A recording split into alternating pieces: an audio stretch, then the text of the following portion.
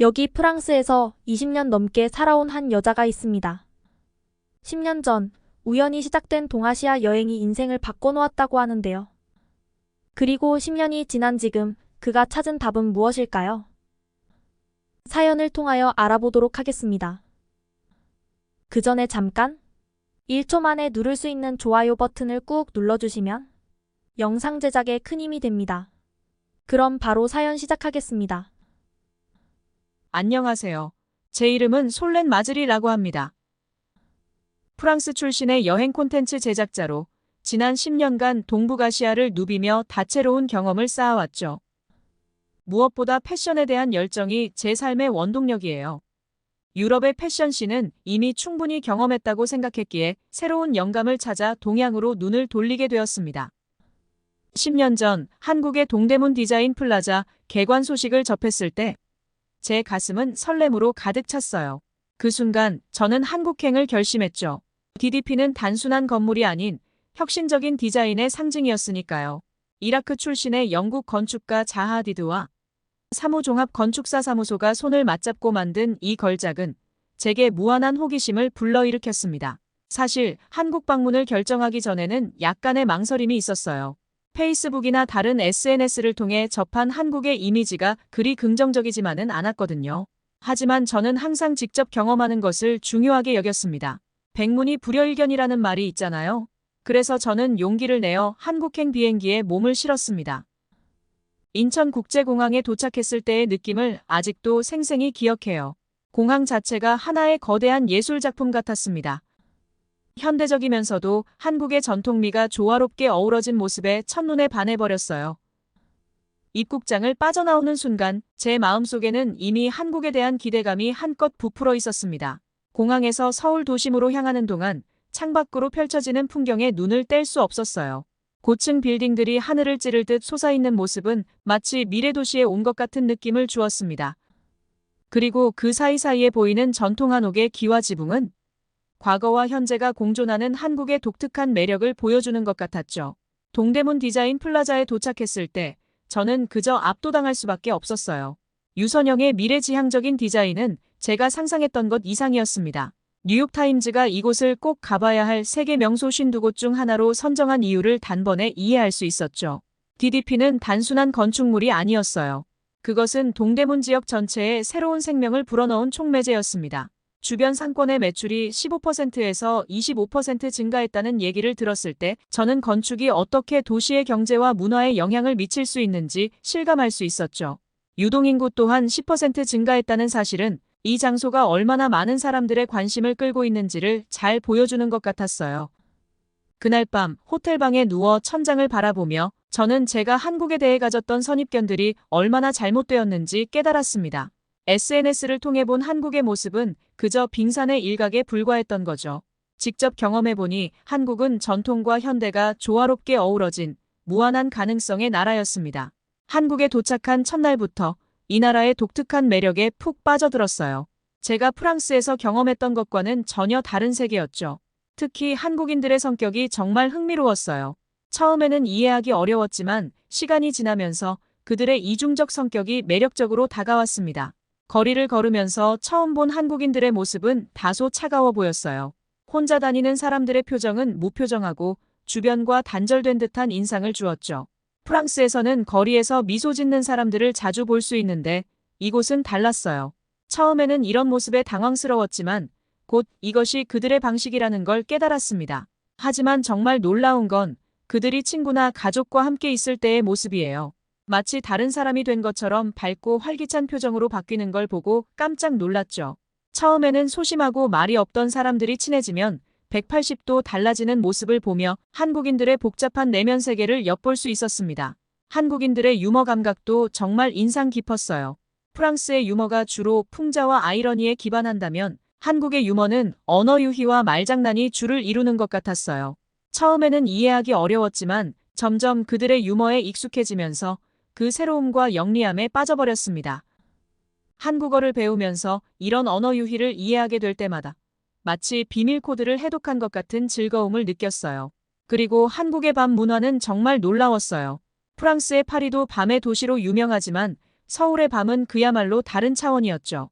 해가 지고 나면 오히려 더 활기차지는 거리들, 밤늦게까지 불이 꺼지지 않는 상점들, 24시간 영업하는 식당들은 마치 도시 전체가 잠들지 않는 것 같았어요. 특히 인상 깊었던 건 포장마차 문화예요. 늦은 밤, 거리 곳곳에 자리 잡은 포장마차에서 사람들이 모여 술을 마시고 이야기를 나누는 모습이 너무나 정겨워 보였죠. 프랑스에서는 상상도 할 수 없는 광경이었어요. 처음에는 위생 문제가 걱정되기도 했지만 직접 경험해보니 그 독특한 맛과 분위기에 완전히 빠져들고 말았습니다. 한국의 술 문화도 정말 특별했어요. 프랑스에서는 와인을 천천히 음미하며 마시는 것이 일반적인데 한국에서는 소주를 단숨에 마시는 모습이 충격적이면서도 흥미로웠죠. 건배를 외치며 잔을 부딪히고 서로의 잔을 채워주는 모습에서 한국인들의 정을 느낄 수 있었습니다. 시간이 지날수록 처음에 느꼈던 한국인들의 차가운 인상은 완전히 바뀌었어요. 그들의 겉모습 뒤에 숨겨진 따뜻함과 정을 발견하게 되었죠. 낯선 이에게 길을 물으면 자신의 일을 제쳐두고 직접 안내해주는 모습, 식당에서 처음 본 외국인에게 음식을 나눠주는 모습같이 이런 경험들을 통해 한국인들의 진정한 모습을 알게 되었습니다. 한국에서의 매 순간이 새로운 발견의 연속이었어요. 겉으로 보이는 모습과 실제 모습의 차이, 낮과 밤의 극명한 대비, 전통과 현대의 조화. 이 모든 것들이 한국이라는 나라를 더욱 매력적으로 만들었죠. 프랑스인인 제가 보기에 한국은 마치 양파 같았어요. 껍질을 벗길 때마다 새로운 면모가 드러나는 것이 더욱 흥미진진하고 매력적인 나라였습니다. 한국에서의 놀라운 경험들로 인해 자연스럽게 주변 국가들에 대한 호기심이 생겼어요. 특히 일본과 중국에 대해 더 알고 싶어졌죠. 그 중에서도 일본이 먼저 눈에 띄었어요. 한국과 지리적으로 가깝고 문화적으로도 비슷한 점이 있을 거라 생각했거든요. 그래서 다음 목적지로 일본을 선택했습니다. 일본에 도착한 첫날, 공항에서부터 한국과는 사뭇 다른 분위기를 느낄 수 있었어요. 모든 것이 조용하고 정돈되어 있었죠. 처음에는 이런 평화로운 분위기 같았지만 너무 정적인 느낌이라서 마치 시간이 멈춘 듯한 느낌까지 들었어요. 그래서 죽은 나라처럼 보인다는 인상을 받았죠. 거리는 조용하고 사람들의 표정은 무표정했어요. 한국의 활기찬 모습과는 대조적이었습니다. 특히 일본의 밤 문화는 한국과 너무나 달랐어요. 한국에서는 밤이 되면 오히려 거리가 더 활기차졌는데 일본은 정반대였습니다. 해가 지면 대부분의 상점들이 문을 닫고 거리는 조용해졌죠. 밤 10시만 되어도 마치 깊은 산속에 온 것 같은 고요함이 느껴졌어요. 이런 모습에 처음엔 당황스러웠지만 점차 일본만의 독특한 정서를 느낄 수 있었습니다. 일본인들과 교류하면서 더욱 놀랐어요. 한국인들은 처음엔 소심해 보여도 친해지면 180도 달라졌는데 일본인들은 친해진 후에도 여전히 소극적이었습니다. 그들만의 독특한 유머 코드도 이해하기 어려웠죠. 간신히 농담을 이해했다고 생각하면 또 다른 난관에 부딪혔어요.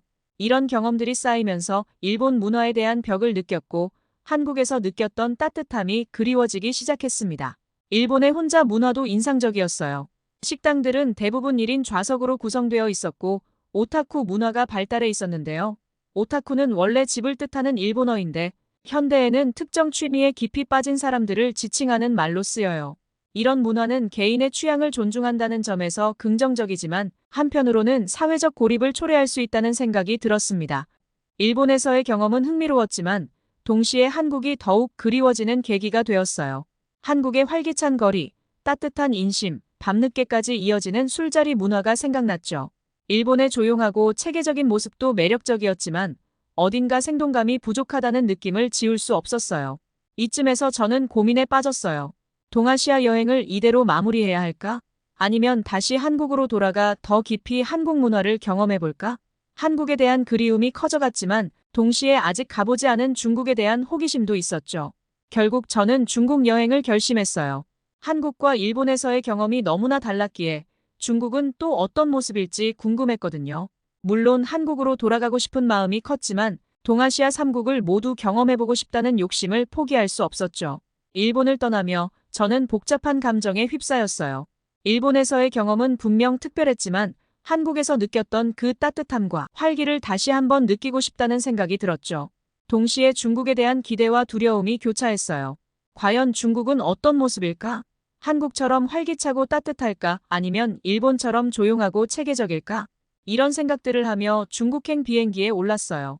한국에서의 좋은 기억들, 일본에서의 독특한 경험들, 그리고 앞으로 펼쳐질 중국에서의 모험. 이 모든 것들이 제 마음속에서 복잡하게 얽혀 있었죠.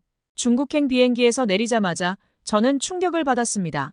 공항은 시끄럽고 어수선했으며 맞닥뜨린 스모그와 매캐한 공기는 숨을 쉬기조차 힘들게 만들었어요.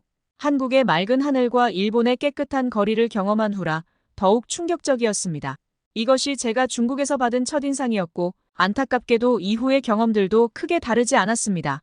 중국 여행 중 가장 실망스러웠던 점은 겉으로는 현대적으로 보이지만 실상은 그렇지 않다는 것이었습니다. 상하이와 선점 같은 도시들은 얼핏 보면 서울만큼이나 현대적이고 과학적으로 보였어요. 하지만 자세히 들여다보면 그저 겉만 번지르르 할 뿐 실속이 없다는 느낌을 지울 수 없었습니다. 예를 들어 드론으로 음료를 배달하는 스타벅스 같은 혁신적인 서비스가 있었어요. 처음에는 흥미롭게 느껴졌지만 곧 이런 서비스의 안전성 문제가 눈에 띄기 시작했습니다. 드론이 사람 머리 위로 날아다니는 모습은 그저 위험해 보일 뿐이었어요. 한국의 경우 배달 문화가 발달했지만 모두 사람이 직접 하기 때문에 훨씬 안전하고 신뢰할 수 있었습니다. 중국의 줄서기 문화, 아니 줄서기 문화의 부재라고 해야 할까요? 이건 역시 큰 충격이었습니다. 한국에서는 어디서나 질서정연하게 줄을 서는 모습을 볼 수 있었는데 중국에서는 그런 모습을 찾아보기 힘들었어요. 심지어 편의점에서조차 줄을 서지 않고 계산대 앞에서 자리를 차지해야 물건을 살 수 있었습니다. 이런 모습은 사회적 질서와 예의에 대한 인식 차이를 여실히 보여주는 것 같아 안타까웠어요. 또한 중국의 흡연 문화도 저를 불편하게 만들었습니다. 한국에서는 금연구역이 많고 대부분의 사람들이 이를 잘 지켰는데 중국에서는 실내 금연도 제대로 지켜지지 않았어요. 길거리에서 흡연하는 사람들을 쉽게 볼 수 있었고 심지어 식당 내에서도 흡연이 허용되는 경우가 있었습니다. 이는 비흡연자인 저에게는 매우 스트레스가 되는 환경이었어요. 가장 충격적이었던 건 기차역 플랫폼에서 흡연하는 임산부를 본 것입니다. 성인의 흡연은 개인의 선택이지만 태아에게까지 해를 끼치는 모습은 정말 개탄스러웠어요. 이런 광경을 볼 때마다 한국의 엄격한 금연 정책이 얼마나 고마운 것인지 새삼 깨달았어요. 중국의 위생 상태는 정말 충격적이었습니다. 특히 공중화장실 문제는 심각했어요. 길거리 음식점부터 살펴보자면 조리 과정이 전혀 위생적이지 않았어요. 요리사들이 마스크나 장갑을 끼지 않은 채 음식을 만지는 모습을 쉽게 볼 수 있었습니다. 또한 식기를 닦는 물도 깨끗해 보이지 않았어요. 한국에서는 상상도 할 수 없는 광경이었죠. 하지만 가장 큰 문제는 역시 공중화장실이었습니다. 우선 화장실 찾기부터가 힘들었어요. 한국처럼 곳곳에 깨끗한 화장실이 있는 게 아니라 겨우 찾은 화장실마저 사용하기 힘든 상태였습니다. 화장실에 들어서면 악취가 코를 찔렀고 바닥은 항상 젖어 있었어요. 화장실 칸막이도 제대로 잠기지 않는 경우가 많았습니다. 프라이버시가 전혀 보장되지 않았죠. 또한 화장지가 구비되어 있지 않은 경우가 대부분이어서 항상 휴지를 챙겨 다녀야 했어요. 세면대 역시 문제였습니다. 비누가 없는 경우가 많았고 있더라도 고체 비누 한 덩어리를 모든 사람이 함께 사용하는 형태였어요. 한국에서 흔히 볼 수 있는 액체 비누 디스펜서는 찾아보기 힘들었습니다. 이런 상황들을 겪으면서 한국의 깨끗하고 정돈된 화장실이 얼마나 대단한 것인지 새삼 깨달았어요. 한국에서는 당연하게 여겼던 것들, 예를 들어 항상 구비된 화장지, 깨끗한 세면대, 잘 관리된 변기 등이 얼마나 감사한 것인지 알게 되었습니다. 이런 세세한 부분들이 삶의 질을 얼마나 높여주는지 중국 여행을 통해 절실히 느꼈습니다. 결국 중국에서는 가능한 숙소에 화장실만 사용하려고 노력했어요.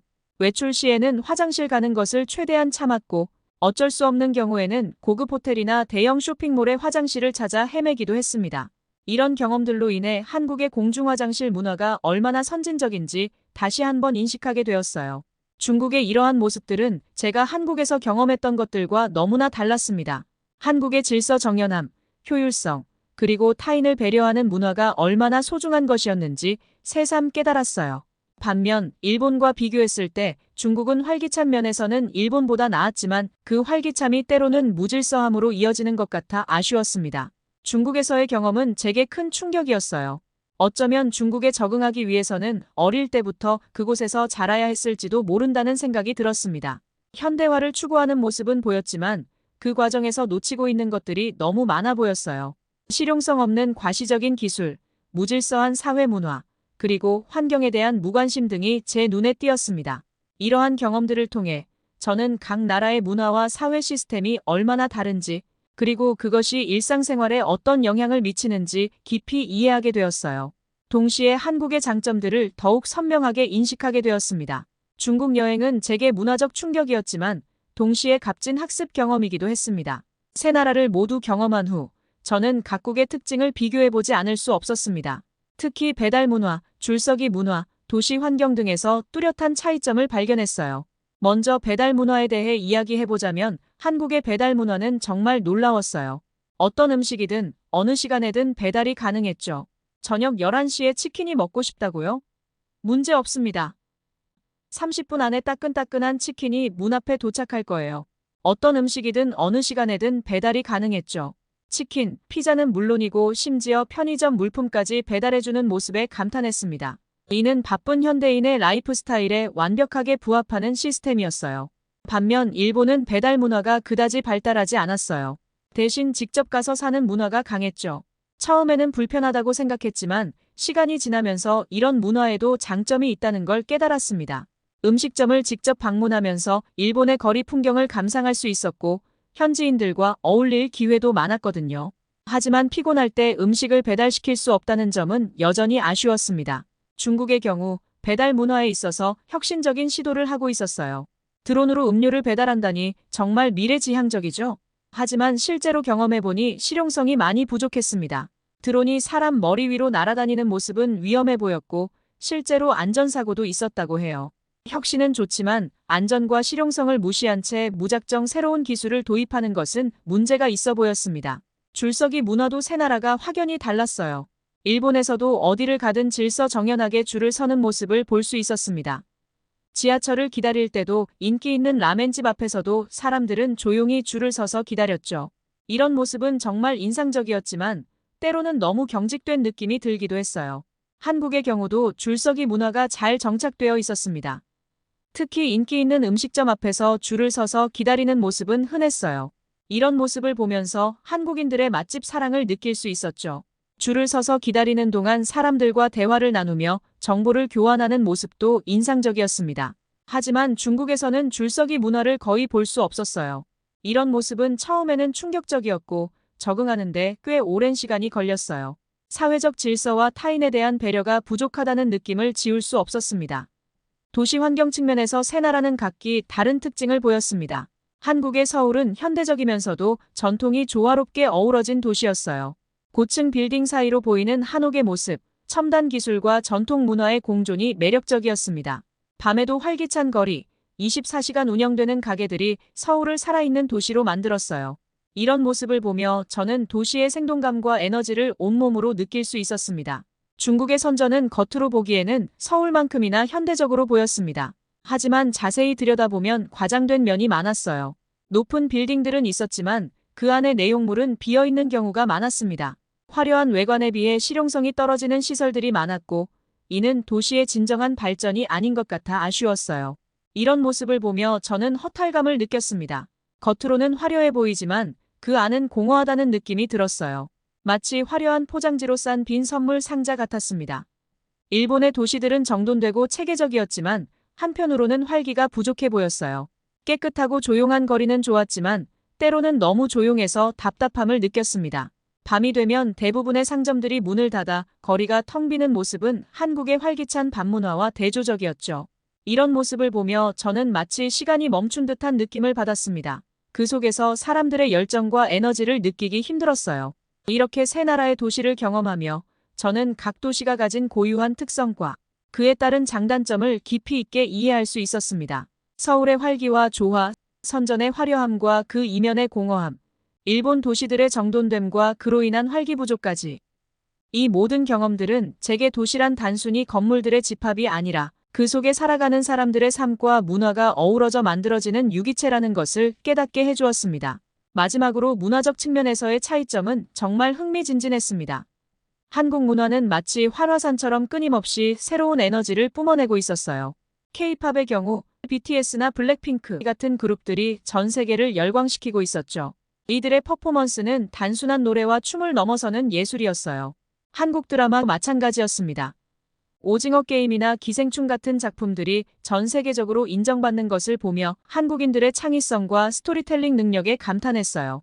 반면 일본 문화는 마치 고유한 정원 같았습니다. 애니메이션이나 게임 문화는 세계적으로 유명하지만 그 외의 분야에서는 국제적인 영향력이 한국에 비해 떨어지는 것 같았어요. 일본의 전통 문화는 아름답고 섬세했지만 현대 문화는 너무 내향적이어서 외국인이 이해하기 어려운 부분이 많았습니다. 중국은 5천년의 역사와 전통은 정말 놀라웠지만 현대 문화는 어딘가 모방적이고 창의성이 부족해 보였어요. 예를 들어 중국의 영화나 드라마는 자국 내에서는 인기가 있어도 국제적으로는 한국이나 일본만큼의 영향력을 갖지 못하죠. 또한 정부의 강한 검열로 인해 예술가들의 표현의 자유가 제한되는 것도 영향이 있어요. 한국 문화의 가장 큰 매력은 전통과 현대의 조화였는데 한복을 입은 사람들이 최신 스마트폰을 사용하는 모습, 고궁 앞에서 K-팝 댄스를 추는 젊은이들의 모습 등이 인상적이었어요. 이러한 모습들은 한국 문화의 유연성과 적응력을 잘 보여주는 것 같았습니다. 결론적으로 한국 문화는 글로벌하면서도 자신만의 정체성을 잃지 않는 균형감이 돋보였어요. 반면 일본은 자국 문화에 너무 고착되어 있고 중국은 자국의 가치 있는 전통을 현대화 과정에서 소홀히 하는 것 같아 아쉬웠습니다.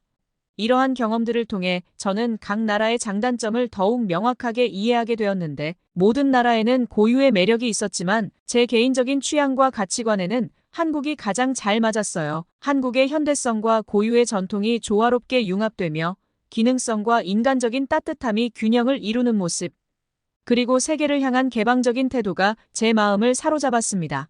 이제 저는 이 여행을 마무리하고 프랑스로 돌아갈 준비를 하고 있습니다. 하지만 제 마음 한구석에는 이미 다시 한국을 방문하고 싶다는 생각이 자리 잡고 있어요. 한국에서의 경험은 제 인생에 큰 영향을 미쳤고 앞으로도 계속해서 한국 문화를 공부하고 경험하고 싶다는 열망이 생겼습니다. 이 여행은 끝이 아닌 새로운 시작인 것 같아요. 제 이야기를 끝까지 들어주셔서 감사합니다. 모두 안녕히 계세요. 오늘의 사연 어떻게 들으셨나요? 동아시아 3국을 비교하면서 각 나라를 자기만의 시선으로 바라보며 한국이 개인적인 취향과 가치관이 잘 맞았다라는 솔렌 씨의 이야기가 흥미로우셨다면 아래의 댓글에 생각과 의견을 나눠주세요. 그리고 감동적인 사연을 주변 사람들과 공유하고 함께 이야기 나눠보세요. 마지막으로 1초밖에 걸리지 않는 구독과 좋아요, 알림 설정은 영상 제작에 큰 힘이 됩니다. 지금까지 감동을 담아 여러분께 진심을 전하는 감동 담기였습니다. 오늘 하루도 행복한 하루 보내세요.